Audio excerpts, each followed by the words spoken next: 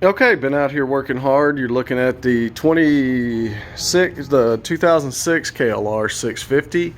I just did the, let me get over here. Top Gun, thickest spring that they have.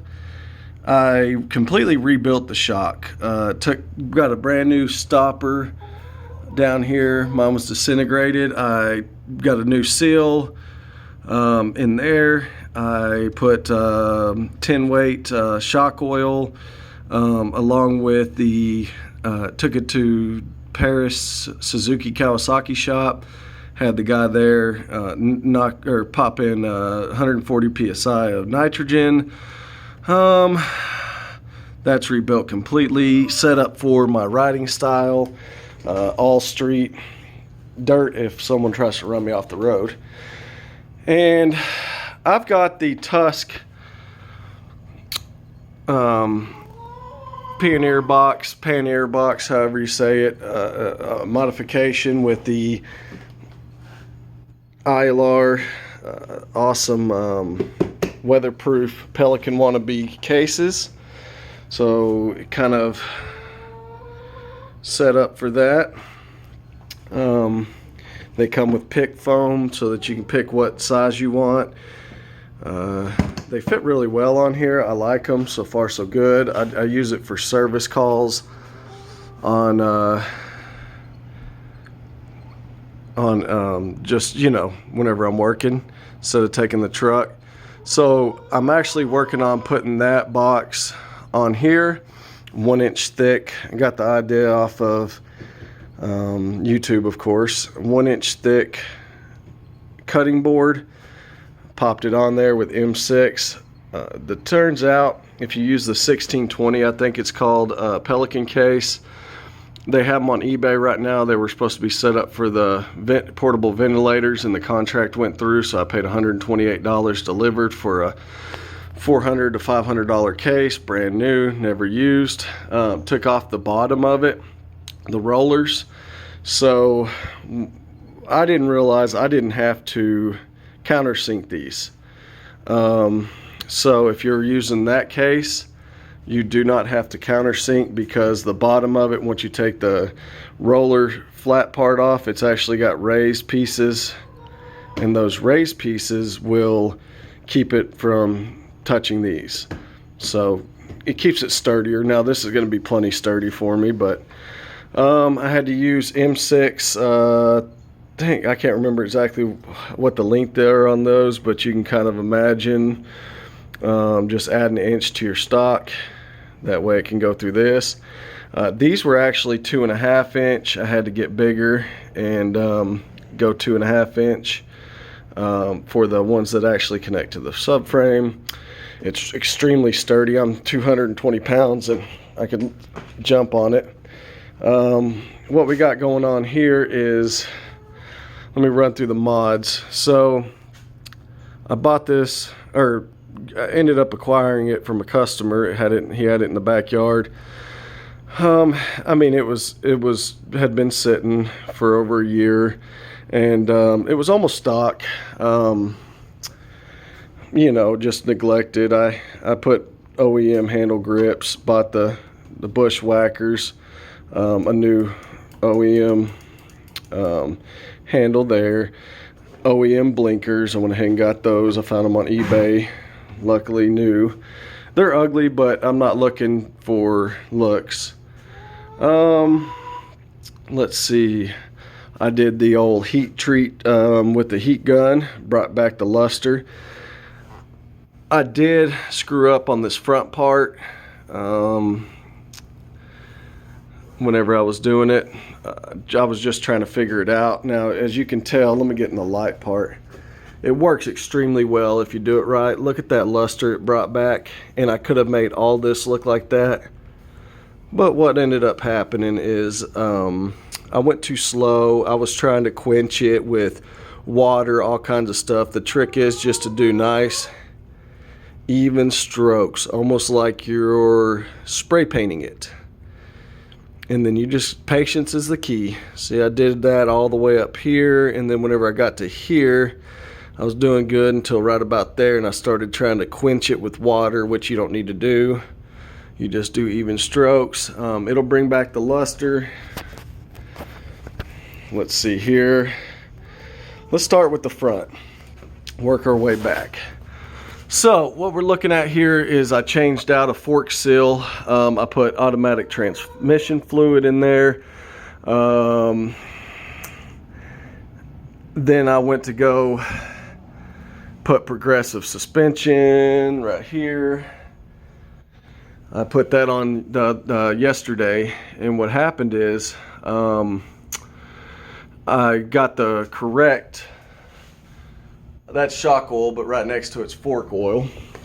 So I got that, and so I put it in both. Not too pleased so far. I've got to work on maybe drain this oil out, which is fine, and put automatic transmission fluid back in, or maybe a spacer. Leave a comment, let me know what you think. It recommended cutting down your current spacers to 2" each. I did 2 2/8 just for the sag, and I feel like it's too spongy. I'm tempted to just do one of two things. Let me know. Go over to the heavier automatic transmission fluid, which worked really well when I changed out this shock.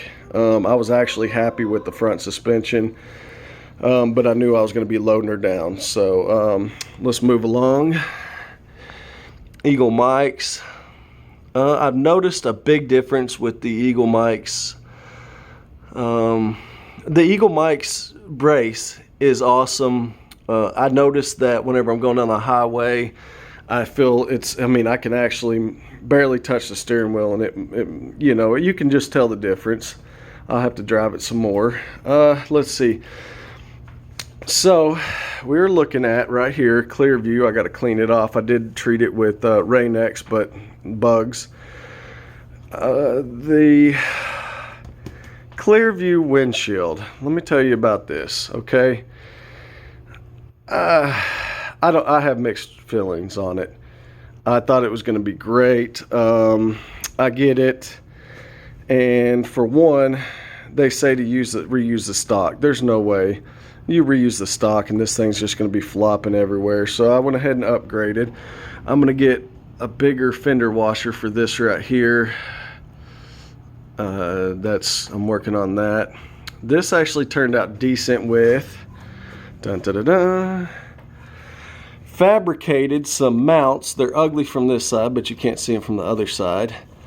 I've actually got, this one is an expanded, you poke it through and you suck it up, and it balloons and keeps it there. That's perfect for the middle. This one here, I had to weld square tubing to the front bracket, bend it over, all custom, and it makes the difference. This thing was flopping back, at least from here it was about right here, and I needed it to be where it was stout. The only thing holding it up was this plastic, which is weak, and then those two right there. So with the proper bracing, and it's fine, but the height is what gets you. If you're tall like me, basically it hits my helmet and causes problems. Moving on, we've got, let's see here. First thing you'll want to do whenever you get the bike like this is take this off right here, and there's a mid bolt for the exhaust. You want to tighten that down to spec. If you don't torque that down to spec, you'll end up with a hole in your clean air side.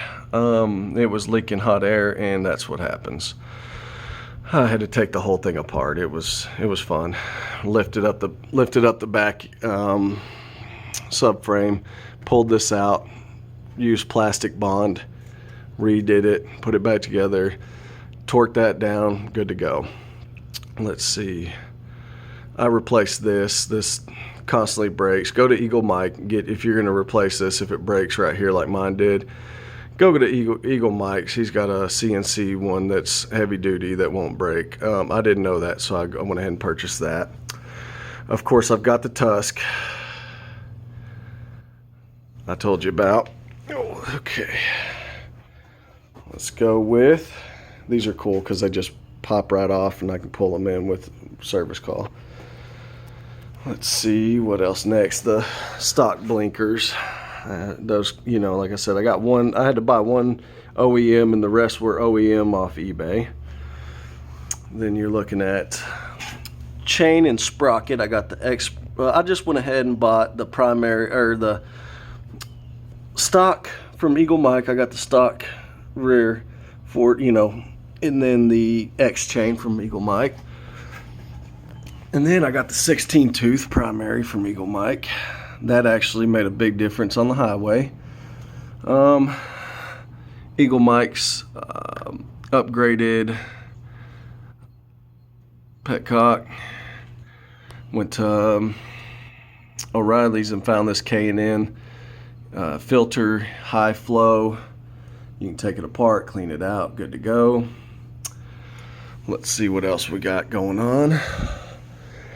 Okay, so right here I had to replace this because of course this was broken. You can do away with this, do a choke lever relocation kit, and it has a mount for this.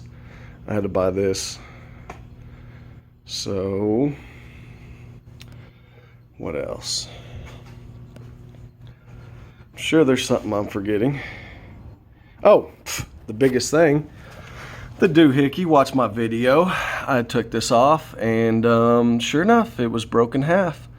Right where it goes up over the U that goes over the rod, it was broken half. So get that. Do yourself a favor. Don't listen to everybody. Like Dumbledore in the road. He says he went to a mechanic and they said, long story short, the mechanic said in all his 100 years of doing it, he's never seen one fail.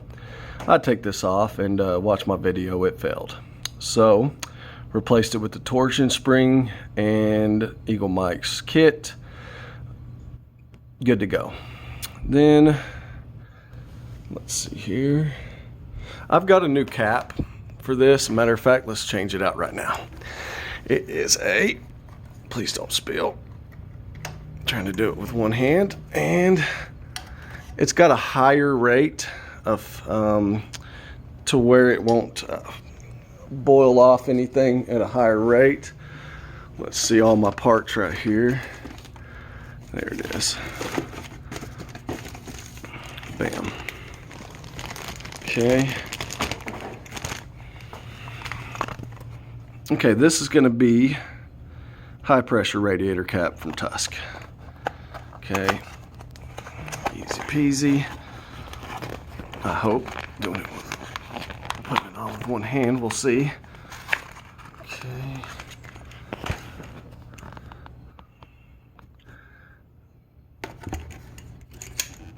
And let me see where the levers are. There we go. We're supposed to be able to push it down here, I think. Hold the phone with this hand. Okay. Looks like I can do this.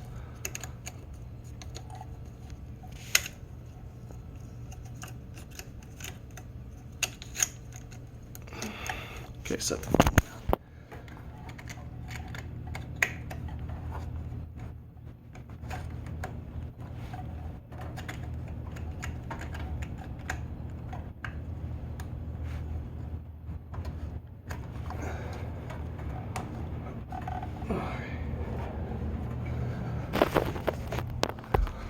Bam.